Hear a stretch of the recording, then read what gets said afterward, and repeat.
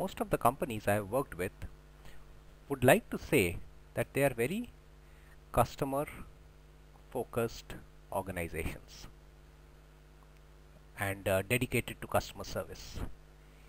However, when I go deep down, I figure out that uh, most of them have profit orientation, they have an operations orientation, but they don't have a customer orientation at all. Let me give you an example. There was an organization which I was working for, and they had a huge number of incidences and accidents related to the taxi service.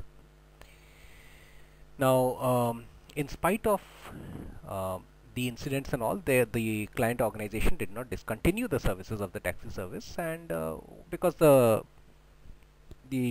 organization, the taxi service organization, kept on saying that they will focus on safety and they will ensure that all the standards are met, and at the same time, um,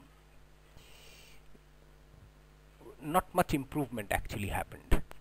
So when we went deeper into it, we talked to um, the drivers, and what we came to understand that the drivers were incentivized based on the number of trips they make. Now, number of complete trips they made. Now, if the drivers are incentivized based on number of trips they made, automatically there was a tendency for speeding. At the same time, the drivers were also given extensive courses, uh, classroom courses and structured learning sessions on safety. So these safety courses were talking on equipment, how to take care of your car, how to take care of passengers, etc., etc., all the things. These courses, they were no flaw. But the problem was here. So there was a gap between the stated intent and the internal measure. While the internal measure was towards profitability, the stated intent was towards safety, and the two conflicted. I'm sure this is nothing surprising, because this keeps on happening in organizations where the stated intent is something and the internal measure is something. And obviously, in the due course, the internal measure of profitability took precedence, and therefore everything happened this way. Now, while the customer focused or customer service organizations say what they the organization what the client organization wants to listen to, very few organizations are the ones who actually deliver to that. A typical a focused customer service organization is very different from any classical organization. If you look at a classical organization, it's identified through a pyramid, where you have got your customers at this point of it, and then you have got the front line, which normally interacts with the customers, and through layers you have got the management, which is far away, and there might be 1, 2, 3 layers of middle management, senior management before the top management comes up. So therefore, for the customer's requirements to reach to the top management, there are various methods used, complaints or dissatisfactions or research or whatever, but this is not how a classical customer service organization can work. A customer service organization is conceptually a very, very flat design. So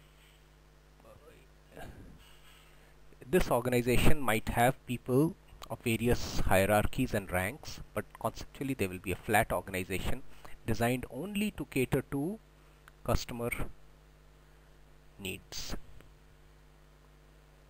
and to fulfill the service promise. So everyone, right from the top management to the frontline staff, they take the customer calls. They are a part of the customer satisfaction and the customer value delivery. This organization works very differently. This organization works on the concepts of culture, and the culture is totally aligned to the customer requirements and the customer service. This organization works on empowerment, so that whatever be the service promise, if whosoever is delivering that service is fully empowered to make all the decisions required to ensure that customer is satisfied. And in this organization, there is a very quick decision making when it comes to anything to do with service and service delivery requirements and service definition and service promise. This organization is conceptually different from the classical organization structure we know. Are there such organizations? Yes. In such organizations, you will often see that the chief executive is calling himself as a chief service officer,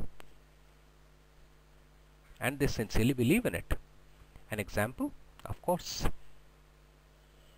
Zappos, an organization which sells shoes, also understand that shoes are different for different people. So they are selling shoes, they have got a collection on the web, and they take returns very easily and just ensure that the customers are happy. And this organization was bought by Amazon recently for quite a big amount. So does a customer service organization look different? Yes, it's fundamentally different. These organizations are one which cater themselves totally to the customer satisfaction requirements, which do not have a difference between the stated intent and the internal measures, who have a structure which is fundamentally different from the classical structure which we know of. And they have a culture which talks about customer service, they have an empowerment, and they have got a quick decision making. The point of service has to be fully empowered to take the decisions, otherwise customer service will always suffer.